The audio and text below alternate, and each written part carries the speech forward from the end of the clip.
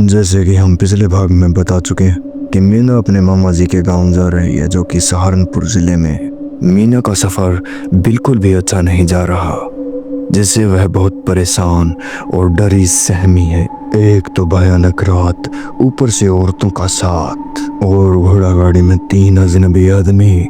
कोई नहीं जानता कि आगे रास्ते में क्या होने वाला है, और वो औरतें एक दूसरे से खुसर बुसर करके सलाह कर रही हैं कि जो हमने गहने डाले हैं, गले में चैन है, कानों में बालियां, अंगूठियां या थोड़ा बहुत कुछ और, उनको निकाल कर हम अपनी पर्स में रख लें। जो पास में बैठे हैं वो चोर उचक्के हो सकते हैं या फिर साथ देने वाले भी हो सकते हैं। कुछ भी हो सकता है आगे रास्ते में। इसी भय की वजह से वो चुपके चुपके अपने गहने निकालने लगी।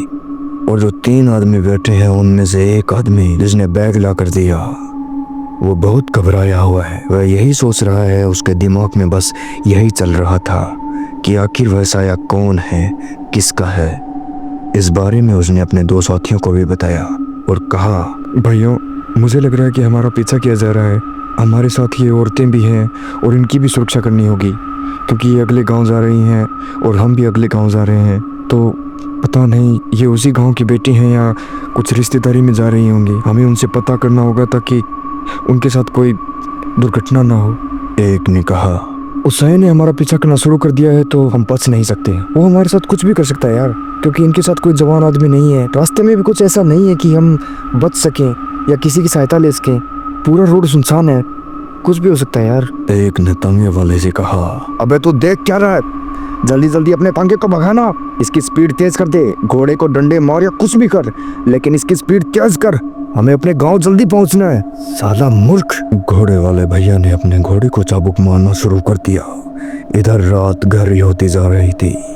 एक तरफ गन्ने के खेत में सर सर की आवाज आ रही थी, तो एक तरफ आम के बाग थे, उनके पत्तों से भी सर सर की आवाज आ रही थी। इस रात में हम चांद का जिक्र करना ही भूल गए, क्योंकि वह रात इतनी काली थी कि उसमें चांद बेचारे का कुछ पता ही नहीं था कि वह निकल भी रहा है या नहीं अपनी चांदनी के साथ, या बस एक दिए की तरह टिमटिमा ही रहा था, जिसका प्रकाश इतना डरावना था कि जैसी अंधेरी रात में यह चांद भी हम सबको घूर रहा हो, किसी बड़ी अनहोनी के साथ। थोड़े आगे चले ही थे, इतने में पीछे से एक रौबदार और बड़े गुस्से में भरी आवाज आई, अबे रुक जा, ओए रामू, तुझसे ही बोल रहा हूँ, रुक जा। अब ये रामू कौन है? शायद वह किसी रामू को आवाज दे रहा था जो उनके साथ है। घोड़ा गाड़ी धीरे धीरे करके रुक गया। ओहो, तो घोड़ा गाड़ी के मालिक का नाम ही रामू था, और वह साया जो उसके पीछे चल रहा था वह इसको जानता था। जब वह पास आया तो देखा वह कोई भूत प्रेत चुड़ैल या जिन कुछ भी नहीं था।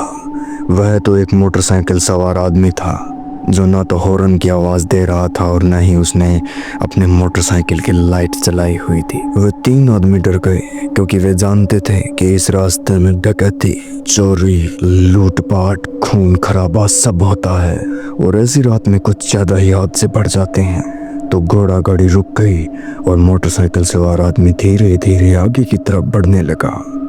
उसने कहा कि तेरे पास माचिस है के? माचिस के बहाने उसने सरसी नजर टांगे में बैठे यात्रीगण पर डाली और कहा, रामू तू पागल हो गया के? इतनी भरी रात में औरतान लेके कोई गाड़ी चलावा है के? रैकल नाम की चीज है का बेच खाई? औरतान लेके जा रहा है तू?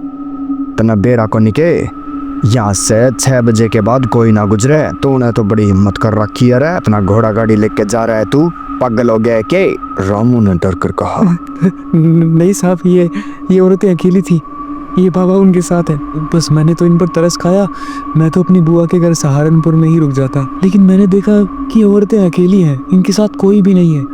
इन्होंने बड़ी मिन्नतें की, हमें अगले ही गांव जाना है, और वो गांव मेरा भी गांव है, आप तो जानते ही हैं। बस मैंने यही सोचा, ये बाबा है जिनकी उम्र आप देख ही रहे हैं। मोटरसाइकिल वाले ने कहा। और ये 3 आदमी कौन है? बस साहब, ये भी यात्री हैं। उन्होंने कहा तो मैंने बैठा लिया, सोचा 2 पैसे बन जाएंगे गरीब के।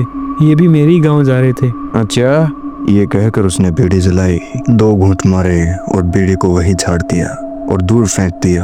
उन तीनों आदमी ने खुसर फुसर करके कहा, ये साला रामू मरवाएगा हमें, यह जानता है इसको तो इसने बीड़ी फेंकी है। ये तो अपने पीछे साथियों को इशारा कर रहा है या कुछ और भी हो सकता है, पता नहीं ये कौन है। इसको जाने तो इस साले रामू को तो मैं बताऊंगा। मोटरसाइकिल सवार आदमी ने कहा, अरे मैं जा रहा हूँ, तू भी जल्दी से निकल ले, क्योंकि औरतों का मामला है और ये पास के गांव में जा रही है, तो अब ये तेरी इज्जत है।